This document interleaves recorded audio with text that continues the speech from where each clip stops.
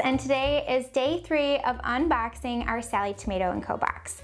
So we have another special gift to share with you. Today's gift is a small white box and it says, "Adorable darling, you are the first to receive this brand new hardware. Use on bags with flap closures or the top edge of tote bags. You can try this on the ginger and carry patterns." So I'm so excited to show this to you. We designed this especially for this box, and who doesn't love new hardware? So let's open it up and see what's inside.